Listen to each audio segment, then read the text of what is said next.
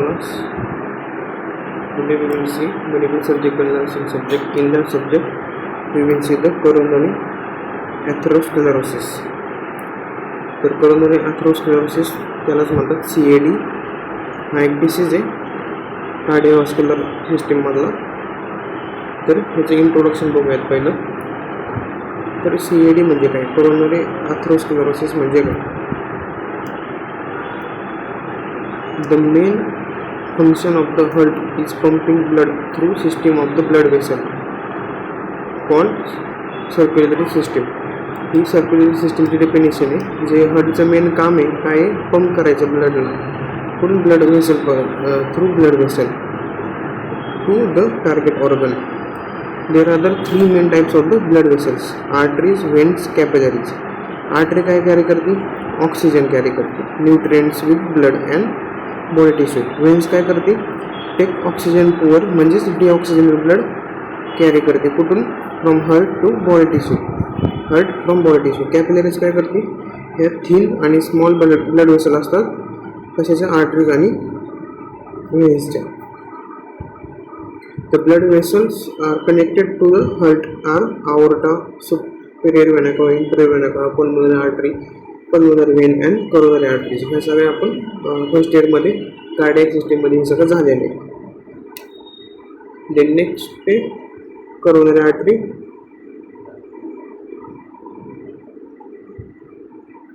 तर atherosclerosis म्हणजे काय, atherosclerosis it is abnormal accumulation of the lipid किंवा fatty substance and fibrous tissue in the wall, vessel wall. ही पहिली जी आहे, ही जी diagram ही normal आर्टरीची आहे. ह्याच्यामध्ये atherosclerosis किंवा प्लेग बिल्डअप झालेला हा, आणि ह्याच्यामध्ये तिसऱ्या डायग्राममध्ये पण atherosclerosis झालेलं आहे, प्लेग पण बिल्डअप झालेलं आहे विथ ब्लड क्लॉट्स. हे जे आहेत हे सगळे ब्लड क्लॉट्स आहेत, ह्याच्यामध्ये ब्लड क्लॉट्स नाही आहेत, समज येतो.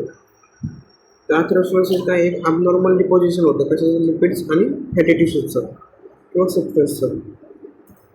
तर atherosclerosis is refers to the hardening of the arteries. आर्टरीजमध्ये हार्डनिंग तयार होते, त्याच्यामुळे त्यांचा जो इंटरनल डायमीटर आहे तो नॅरोईंग होतो.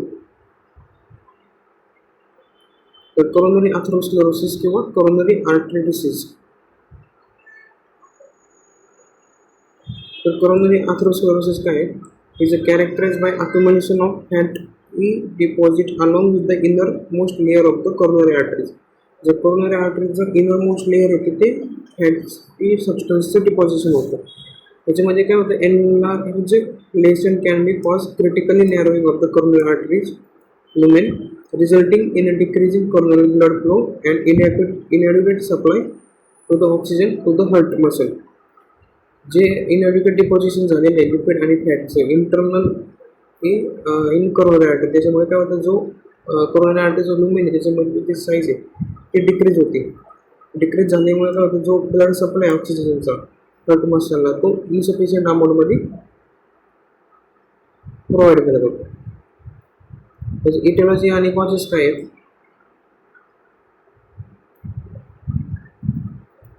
हे काय करतं, डॅमेज करतं आणि इंजुरी करतं कशाला, inner wall of the coronary artery, आणि हार्डनेस आणतं coronary artery मध्ये.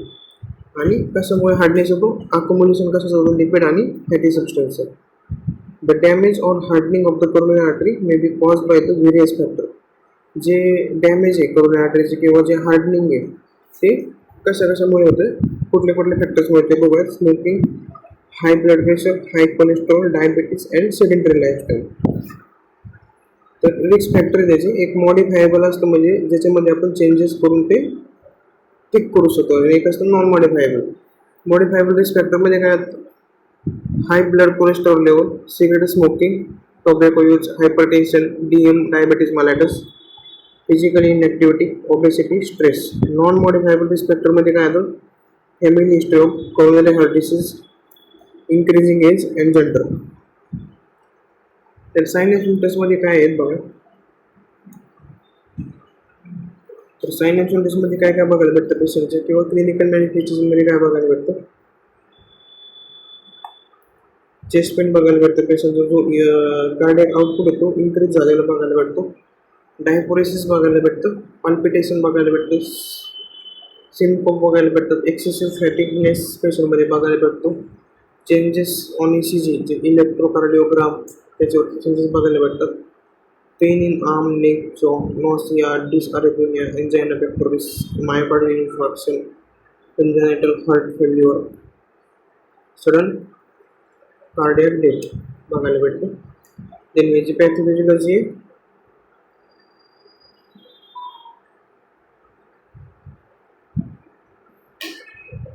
due to etiological factor, the smooth elastic lining inside the coronary artery develops.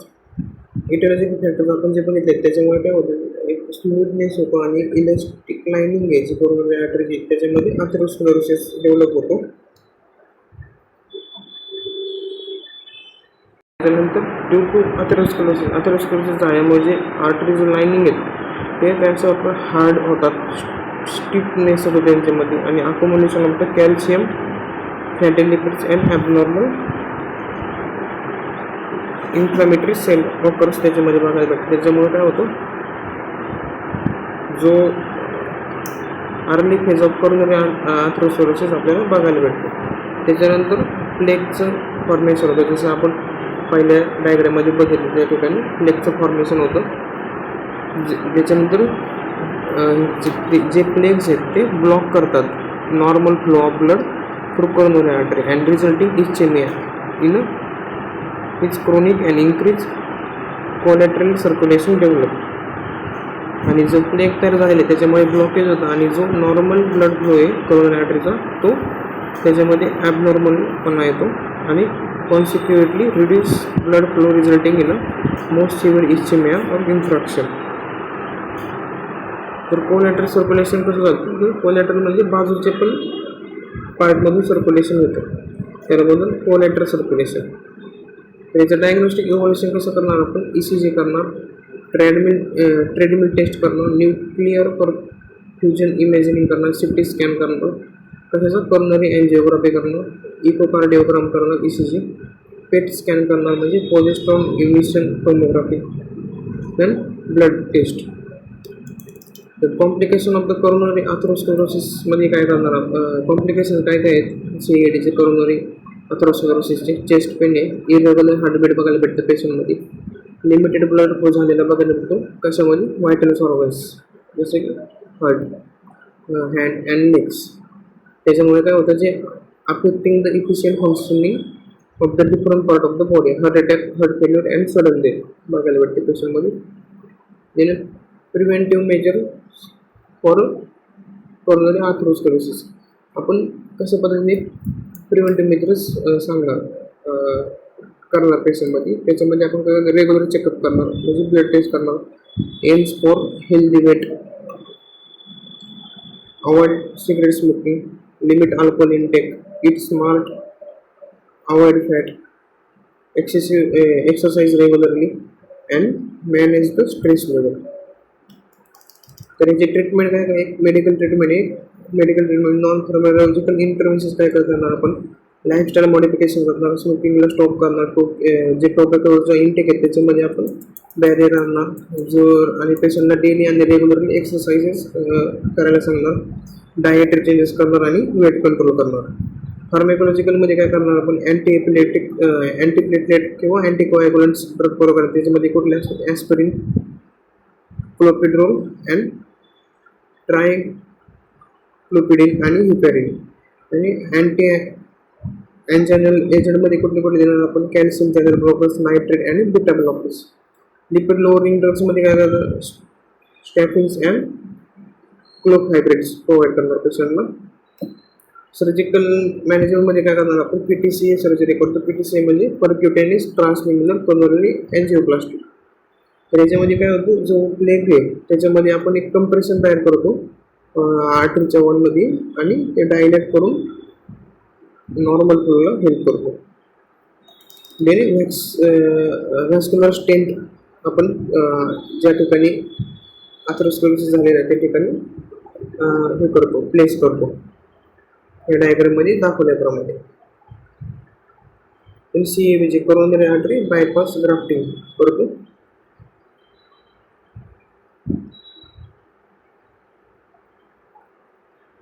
Then काही मेडिकल टर्म ॲथेरेक्टोमी म्हणजे काय, removing of the atherosclerosis from the blood vessel. जो atherosclerosis plaque तयार झालेला आहे तो रिमूव्ह करायचा, त्याला बोलतात atherectomy. The surgical reocclusion of the affected arteries. Embolectomy म्हणजे काय, जो ब्लड क्लॉट आहे आर्टरीचा तो रिमूव्ह करायचा. थ्रोमेक्टोमी म्हणजे काय, जो थ्रोम्बस तयार झालेला आहे आर्टरीजमध्ये तो रिमूव्ह करायचा, त्याला बोलतात थ्रोम्बेक्टोमी. जो ब्लड क्लॉट आहे त्याला रिमूव्ह करायचं, त्याला बोलतात एम्बोलेक्टोमी. आणि दुसरं आहे एन्ड्रायटेक्टोमी म्हणजे काय, जो अथेरोस्क्लेरोटिक प्लेग आहे त्याला रिमूव्ह करायचा आर्टरीमधून, त्याला बोलतात एनआर्थरेक्टोमी. तर नर्सिंग मॅनेजमेंट आपण डिस्कस केलेलं आहे याच्या आधी. हे नर्सिंग इंटरव्हेन्सेस आहेत, पॉज करून तुम्ही नोट्स काढून घ्यायचे. डायग्नोसिस आणि त्याचे इंटरव्हेन्सेस. एन्झायटी होती पेशंटला, नॉलेज डिफिसिट असतो पेशंट अबाउट डिसीज कंडिशन, हे सगळं हा टॉपिक होता सगळा पल्मोनरी अथेरोस्क्लेरोसिस. थँक्यू.